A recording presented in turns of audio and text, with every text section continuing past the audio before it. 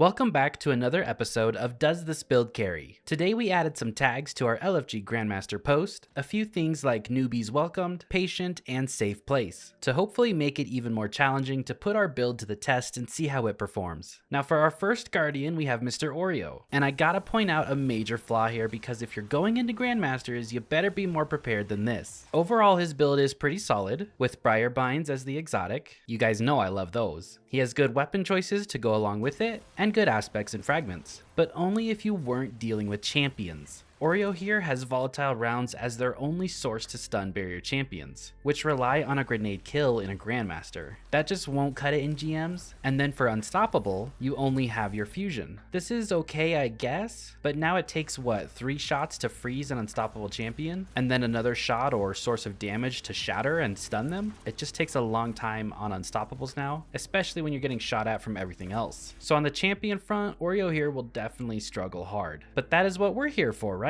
To welcome newbies to Grandmasters. Our second Guardian is the Baker. Now that's a good looking Titan right there. I like it. So we have a Suspend Strand Titan build with the Abeyant Leaps and Wishkeeper. That's a pretty good start. They have 100 Resilience and 80 Discipline, so not bad, but is also running double primary for the champions with a barrier sidearm. I don't like that too much, but I understand their thought process behind this, so it will be hard for him to secure a lot of kills with double primary alone. And since a Suspend Titan could have 3 ways to suspend, between the Barricade, the Strand Bow, and the Shackle Grenade, they could use all 3 of those to handle barrier champions, but unfortunately they are going with the Grapple Grenade instead, so only 2 ways to suspend, but overall not a bad suspend build from the Baker here. Now to answer the question, does this build carry? Well, here's a quick sneak peek at the ending screen, and we got close to 300 kills when the other 2 got around 100 each, and we almost doubled the score as well. So I would definitely say yes, this build can carry if you know what you're doing and how to use it. Now speaking of awesome builds, if you're into collecting a ton of champions and building them to fit your playstyle and building them into an awesome team to take down brutal bosses, using them to team up with your clan and take down the clan boss, then going into the Doom Tower and ascending 100 floors to test your builds and teams, then this game can scratch that itch for you and do a lot more. Now winter is upon us and Raid has added some awesome new champions to add to your team. I have 2 personal favorites that I want that fits the winter theme, and the first is Tormund the Cold. He has some of the best crowd control for wave-based content, like the Doom Tower, and just freezes everything in sight. My second is Sir Nicholas, and I want to add him to my clan boss team. He hits really hard and is an HP based champion, which means I can build around him differently in terms of gear. Now the Cursed City is one of Raid's biggest features since the Doom Tower, with 100 stages to complete, including stages where you'll need to take down 2 of Raid's bosses at the same time. You can also complete various quests while working your way through it and obtain a mythical champion, which are basically the best of the best in terms of champions. The Cursed City is a great feature they added and adds so much overall to the game. So if you haven't started playing Raid yet, then make sure to click my link in the description or scan my QR code that you see on screen to get a lot of extra bonuses. You get silver, XP brews, and a chicken to kickstart your journey in Raid. Once you start playing, come find me under the name Plunder2121 and join my clan Plunderthabooty21, and we'll take down that clan boss together. So how are we dropping 300 kills in a Grandmaster, staying alive while doing it, and helping 2 Guardians through that Grandmaster? Well, everything starts with our Aspect Mindspun Invocation. It allows you to consume your Shackle Grenade, and every time you get a final blow, while this buff is active, which lasts for 25 seconds, it'll create a Suspending Burst. This is our main source of crowd control, and then for our second aspect, we take the Wanderer. Every time we throw a Tangle or shoot a Tangle, it detonates into a Suspending Burst as well. So we have 25 seconds of Weaver's Trance for suspending,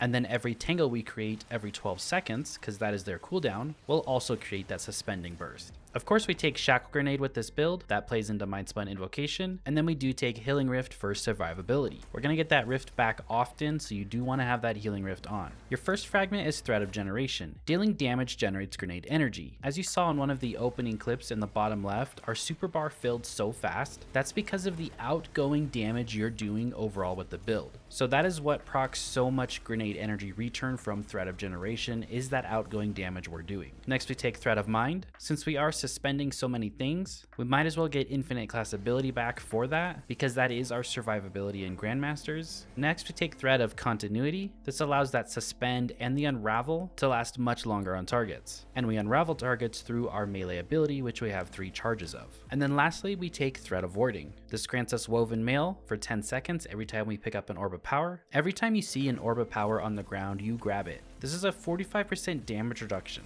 Now you do want to take 100 resilience with the build, 100 discipline, and bump your recovery up as much as possible. But aim for that 100 resilience for that extra 30% damage reduction. Any Weapon of Sorrow works with this build. This goes hand in hand with our exotic armor piece and allows us to spread poison through our weapon final blows. My 2 favorites are Thorn and Osteostriga. Thorn this season is really good because it is unstoppable hand cannon. And then our exotic armor piece is Necrotic Grips. This allows our melee abilities to apply poison, and when a final blow happens from something that is poisoned, that poison will spread to other nearby enemies. And if you are using Thorn or Osteostriga or a Weapon of Sorrow, final blows with those weapons allow you to spread that poison as well. But that's where the insane damage comes from, is the unravel from your melee ability, the poison from Thorn, the suspend burst from Mindspun Invocation. You have all of this working together to create green poison explosions that litter the battlefield. We take 2 kinetic siphons in the helmet to spawn Orbs of Power with Thorn, a heavy ammo finder, a grenade kickstart to spend our armor charges and feed that grenade a little bit every time we activate Weaver's Trance. And then 2 other really important mods on your gauntlets that we take are Bolstering Detonation. This grants class ability energy when you cause damage with a grenade. Because you consumed your grenade and you have those suspend explosions going off every time you get a kill, well, Bolstering Detonation procs every 7 seconds during that 25-second window of Weaver's Trance if you are killing things and having those explosions go off. So this just really feeds your class ability a lot. And same thing with Momentum Transfer. Causing damage with a grenade reduces your melee cooldown. So again, all those suspend bursts that are happening every 7 seconds, this will proc. On your chest piece, this is all your damage reduction mods. Just match whatever activity you're doing. On the boots, we take Absolution and Innervation. This is to reduce our ability cooldowns when we pick up an Orb of Power. You're grabbing a lot of those. I did try the build with 2 kinetic surges here for Thorn, but I just didn't need the extra damage, and I'd rather make sure to have an ability available when I need it than just 10% more damage. And then we also take Recuperation. So every time you're picking up that Orb of Power, which you should be doing for Woven Mail and for your ability regen, you get health each time you pick up an Orb of Power,